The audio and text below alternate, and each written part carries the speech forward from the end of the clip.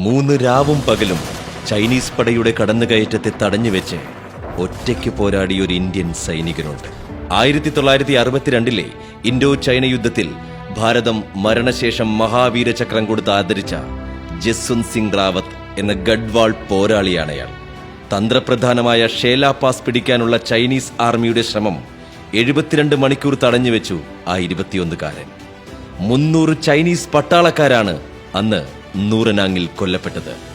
13,700 അടി മുകളിലുള്ള ഷേല പാസ് ഇന്ന് അറിയപ്പെടുന്നത് ജസ്വന്ത് ഗഡ് എന്നാണ്. ഇന്ത്യൻ ആർമിയുടെ ജസ്വന്ത് സിംഗ് സ്മാരകവും ഇപ്പോൾ അവിടെയുണ്ട്. 10,000-ലധികം അടി ഉയരത്തിൽ, കൊടും തണുപ്പിൽ, ഹിമക്കാറ്റിൽ, മഞ്ഞിനൊപ്പം അനേകം വീരകഥകളും ഇവിടെ പാറി നടക്കുന്നു. അവയെല്ലാം ഈ മഞ്ഞുമല നാട്ടുകാരുടെ രക്ഷകനായിട്ടുള്ള ആ ഒറ്റയാൾ പട്ടാളത്തെക്കുറിച്ചാണ് പറയുന്നത്. ആ പേര് ഒരു ലെജൻഡ് തന്നെയാണ്, ജസ്വന്ത് ബാബ. ആ കഥ ഇങ്ങനെയാണ്.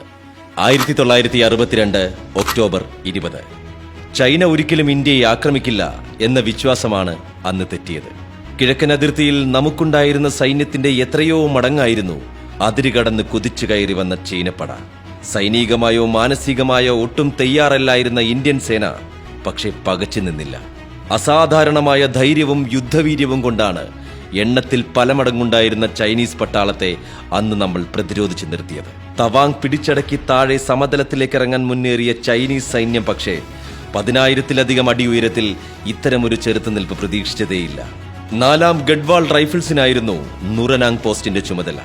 ആദ്യത്തെ 3 ആക്രമണങ്ങളും വിജയകരമായി തടയാനായെങ്കിലും ഇന്ത്യൻ ബങ്കറിന്റെ 40 മീറ്റർ മാത്രം അകലെ ചൈനക്കാർ സ്ഥാപിച്ച മീഡിയം മെഷീൻ ഗൺ വലിയ ബുദ്ധിമുട്ടുണ്ടാക്കാൻ തുടങ്ങി. കനത്ത വെടിവയ്പ്പിനിടയിലൂടെ തന്നെ നിലത്തിഴഞ്ഞു ചെന്ന് നേരിട്ടാക്രമിച്ച് ആ മെഷീൻ ഗൺ കൈവശപ്പെടുത്തി ജസ്വന്തും കൂട്ടുകാരനും. അവസാന ശ്വാസം വരെ ഒറ്റയ്ക്ക് നിന്ന് ചൈന പട്ടാളത്തെ ചെറുത്തു. ജസ്വന്ത് സിംഗിന്റെ മുറിയും ട്രങ്ക് പെട്ടിയുമൊക്കെ അതേപോലെ സംരക്ഷിച്ചിട്ടുണ്ട്, സ്മാരകമായി തന്നെ. അദ്ദേഹം ഇപ്പോഴും സർവീസിലുള്ളതായാണ് ഇന്ത്യൻ ആർമി കണക്കാക്കുന്നത്. പ്രമോഷനും ലീവും ഒക്കെ കൊടുക്കാറുണ്ട്. അതിരാവിലെ തന്നെ ബൂട്ട്സും യൂണിഫോമും എല്ലാം തയ്യാറാക്കി വെക്കും. വൃത്തിയായി വിരിച്ച കിടക്കയിൽ അദ്ദേഹത്തിനായി വന്ന എഴുത്തുകൾ വെക്കും.